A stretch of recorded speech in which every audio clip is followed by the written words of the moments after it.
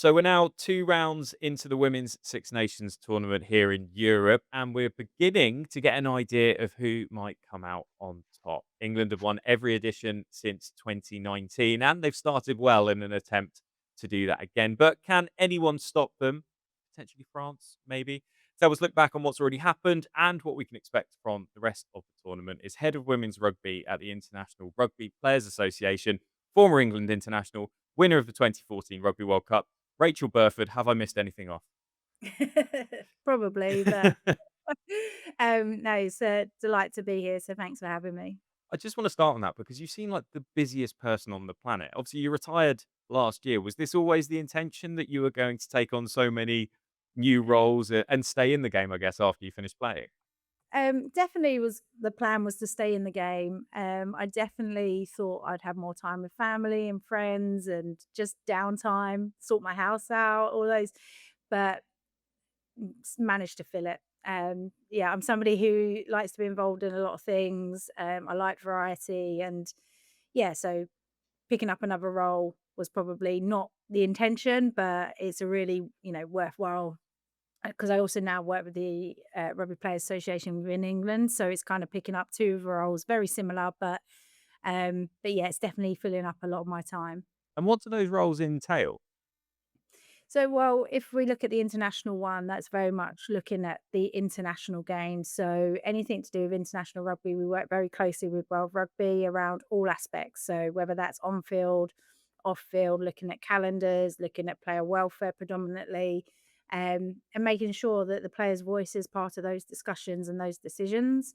And not too dissimilar with the Rugby Players Association in England. We work very closely with them at an international point of view, but trying to understand, women's professionalism is moving very quickly, and how do we support those players in that transition as it's happening? And so, very much working with the clubs to identify the needs of our female players because professionalism is still very much in its infancy. So we've got to make sure that we're not copy and pasting what we've known from the past and from the men's game, that we're having a real tailored approach. So it's kind of all different things, wild and wonderful. But yeah, it keeps me on my toes and very busy. Does it kind of help with the? I don't know. You might not miss playing. Does it potentially help with that kind of itch of being involved in rugby in a playing capacity to kind of help fill that Yeah, void? no, I think it's a fair question because I think a lot of people ask me, "Do I miss playing?" And I don't feel like I have that itch to play, and I think because 'cause I'm still so connected to it and so close to it, I also do, like, commentary and media, so, like, I get the best seats in the house watching the games, and sometimes with how quick they are and how physical they are, like, I'm better off on the sideline, that's for sure. But, yeah, I think because I am so connected, to players, to administrators, it's it definitely feels like I'm not missing playing, but I think, if I had an opportunity and my body gave me the opportunity, that's the thing. The mind wants to play, but the body does not. Fair enough. Moving on to the Six Nations. First question, just got a broad one. Where does the Six Nations sort of sit in the psyche of a player compared to all the other competitions that you're involved with? Do people It's enjoy it and look forward to it? Yeah, absolutely. It's one of those ones where it's such a historical tournament that's been going on for so long. It obviously has the wealth of the history from the men's side, and then also with the women. And it's probably one of the biggest, longest standing women's international tournament that, yeah, it gets everybody very excited about. It's kind of that battle and that bragging rights for in Europe, who's the best. And yeah, over the years, it's obviously developed and got a lot tougher, and you've seen nationalities really step up in various times in cycles of their own. But yeah, it's definitely one of those that it's the tournament that you start thinking about first before anything else. And as soon as you kind of get started into your club season here in the Northern Hemisphere, you start thinking about, well, Six Nations is around the corner. So yeah, it's a massive tournament, and it's one of the best in women's rugby. And talking about this tournament, obviously I mentioned earlier on that we're a couple of matches in now. England on top of the table as it stands as we speak, going into the third round of fixtures. What has stood out for you from England performances in particular so far? I think, to be honest, I wouldn't say they've had their best performances. We're still seeing them, moments within the game. They've been brilliant, certain elements, but you're still not seeing that consistent kind of 80 minutes, and that's is expected. New tournament, there's a lot of new combinations. There was new caps in there, a young players. So probably not that I didn't expect those elements to not be quite perfect, but England's depth is just ridiculous. John Mitchell has the pleasure and the ability to roll out two very different looking sides and still rank up a significant amount of points and pressure and still be top of the table. So that's quite scary. And it's great that we're seeing new names coming in and really stepping up. And, with what's coming at the end of this year, everybody's fighting for that opportunity to play to, impress the selectors ahead of that Rugby World Cup. So I think, yeah, probably a bit of a mixed bag. I think we'll start to see maybe a bit more of a consistent squad in the last 3 rounds, building that momentum, locking in some of those combinations because there won't be many games before they go into their first World Cup fixture. So I think we'll probably see an elevation of performance over these next 3 rounds. Yeah, and we'll come on to the World Cup a little bit later on. On England, sort of in the Six Nations, just zoom me out a bit. What you mentioned cycles earlier on. Why do you think England have gone through this cycle at the moment where they seem to be winning every single year? I mean, you must have seen some of the kind of almost the foundations of this cycle when you were involved with the squad as well. Yeah, look, I think historically the club game in England's been very, very good. Before the evolution of the Premiership women's rugby that's come in the last 2 years, it's into its second round. But the foundation's really important. So having that club base and really highly competitive is only going to support what happens at the international level. And unfortunately, that's not the same everywhere around the world. Like the domestic league is still struggling. Domestic competition, sorry, is still struggling. But England have always had a really strong club competition for one. But also historically, like our pathways have been really good as well. So allowing those players to be able to develop as a young age, move into the senior setup, and that's where we talk about the depth that England have. They really do have riches of choice. Um, you put 1 to 15 out one week and then 1 to 15 out the following week, and completely different personnel, but you're not weakened. And other teams just don't have that luxury. And I think a lot of that's down to the work within the domestic league, but also those pathways as well. And when you compare, say, when you were coming through as a youngster, kind of through those pathways, however many years ago that was, I can't do the Many maths. I years. won't mention it. Um, Compared to now, what has changed for the better, I guess, to put England in such a strong position? Well, I think the biggest part is, and when I was going through the player age groups, I played under 19s. I then went into the England Academy, England A's, and then went into the senior side. This brilliant kind of progression over time, over 3 or 4 years, that really led me into that elite performance at the senior level. But I think the biggest change now is the club integration and how our club isn't professional, but in terms of salaries for all players, but what it does have is professional setup. So you're in a daily training environment, operating high performance day in, day out, and you could be as young as 17, 18 in that environment. So then naturally your progression is probably going to accelerate. Whereas mine was kind of over that year, I did some camps and I got a little bit better and moved on and got a little bit better. Whereas this is you're integrated all year round from a really young age. And I think that's certainly the daily training environment is setting players up to build that depth. John Mitchell has, the clubs that he can go and watch every week and go, she's got something about her. We'll keep an eye on her, invite her into a camp, and now suddenly, she's getting a cap at the weekend because of that daily training environment at such a high performance level in their clubs has then automatically now progressed into the international game. I think that's probably the biggest change is the club environment setup.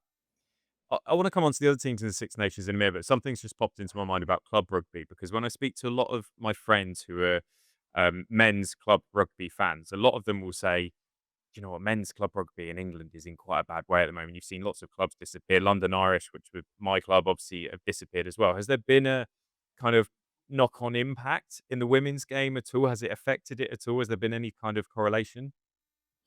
Well, we obviously saw Worcester also go under the same time as the men. And look, it's something that's really topical because it's all about the sustainability.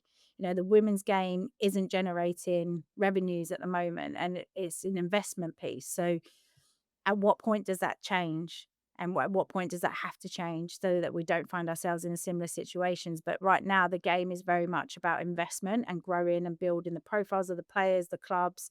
How do we get more people coming into the stadium, spending money in the stadium, buying tickets, watching online? All those things are everything's a massive drive. So it's not that it's not a concern, but it's very much on everybody's thought process around, right, how do we build this that we're not in those positions or the same situation as what's happening in some of the men's territories? How do we ensure that we learn those lessons and build the right model for the women's game to ensure that it's sustainable? On the rest of, because obviously I think it's natural, isn't it, that we talk about England when it comes to the Six Nations because they've won it so many times. I mentioned France. Who else should we be looking out for at the tournament? And the big question, obviously, is will England win it again? Do you think? Um, so I've actually been fairly impressed with France. To me, they look fitter than ever. They look more organised, and they just seem mentally slightly different. Which, you know, I'm not sure I'll be telling any secrets here. You just don't know what sort of French team is going to turn up most of the time. But I think I've seen a bit of a different mentality from them in the first 2 rounds, and I think having that fitness level and that everybody's kind of seems on the same page, knowing what they're doing, I think they can test England. It will be a tough ask being away from home. They don't travel particularly well. I personally can't see any other team knocking England over. Scotland, like to give some context, Italy, Ireland, Scotland, Wales, all massively improving. They really, really are. But I'll come back to that point around the ability for John Mitchell to be able to rotate and still have a really, really strong. The other teams don't have that luxury. They need their best players playing against England at their best to have their best game to really kind of to overturn a result. They will push them and they'll challenge them and they'll put them under pressure. But England are just too strong and too dominant. And yet the other unions, they have a strong squad, but they don't have that depth that can then continue that momentum they might have picked up in the first half with their starting players. So France will be the ones that could challenge them, but I still think England will come out on top. Looking forward a little bit then to the World Cup that's coming in England later this year. How big an advantage, you spoke a little bit actually about home advantage there. How big an advantage will that be for England? And did it play a part in New Zealand's victory last time around in 2021 as well? Yeah, no, it absolutely did play a part for New Zealand. They're a nation that are incredibly proud. They're very family orientated. They're a very humble and grateful nation. And I think, that was the first time that people had paid to watch women's rugby ever in New Zealand. So that automatically makes that squad go, we want to give back to our country and our communities and everybody who's turned out and made this the spectacle that it is. So it definitely adds so much to it. And being in that stadium when England were playing against New Zealand, you felt the crowd with New Zealand. And that is a really tough. I've been in New Zealand, I've played in New Zealand, I've played in France where everybody is against you. It's really hostile. It's really tough. Um, and that just gives you that additional lift. So yeah, it will be it was a massive advantage. And I think for England, they've been the trailblazers for so long, both on the pitch, off the pitch, the way that they interact with with their fans, the incredible role models. And I think they will have that as well. That is that they want to do it for everybody that's turning out. This is going to be the biggest sporting event in England this year. And they will absolutely want to do it justice and it will give them that little extra bit of energy when they might need it, that little bit of inspiration, all those kind of things definitely play into it. So yeah, it's and as I said, they've been trailblazers, so they want to be able to thank everybody and show everybody why they're trailblazers because they can be world champions. And the tournament's returning to having 16 teams in it for the first time since 2002. What kind of difference will that make? I guess it can only be a good thing, right? I think it's a really positive thing because it opens up the pathways. There's more opportunities to qualify for the Rugby World Cup. And then if you think of what a knock on effect does that have, well, now suddenly you'll have teams that go, well, wait a minute, we have a shot to get into this. Let's invest more into our programs. Let's invest more into our clubs, our players, etc. Because there's now a better opportunity for us to be able to qualify. So I think it opens up a huge amount of doors. And then with the additional teams, it obviously adds in another knockout phase, which is the quarterfinals. And knockout phases a different ball game. You could have the two best teams in the world playing against one each other, but how you handle that pressure of making the next week. Do we get a ticket to play next week? It has a completely different psyche, and it can cause upsets and that kind of ambition as well for unions to look at and go, right, can we make a quarter final? And then it's kind of all bets off. So yeah, it's a really, really good addition to the women's game. Go on then. I think, someone who probably knows what it's like to win a Rugby World Cup, win those knockout matches is yourself. And I find it really interesting as well because you talk about England being trailblazers as if you weren't part of it. But, with you having won the competition back in 2014, I think most people would include you in that as well. For you, first question, what does it take to win a Rugby World Cup? Because you did it 10 years ago. Whew. Well, it took losing a few. Um, yeah, I guess there's probably not a single answer, but it takes a bit of everything. It takes everybody being on that same purpose and that same goal. Um, Incredible amount of hard work that goes into it. Having the right people, the right environment's really, really critical. Which was something that we got really right in 2014. The environment was everything. It was about how you felt as an individual in that environment to be the best version of you. Um, and that included whether it was you were playing at the weekend, whether you were starting, whether you were a travelling reserve, that you felt value to that team and you added value. And we went really, really hard on that. And I think, it takes a bit of luck on the day. You always need a little bit of luck on your side. But the majority of the work is you've created 99% of that luck for yourself. And we did unbelievable amount of planning, scenarios.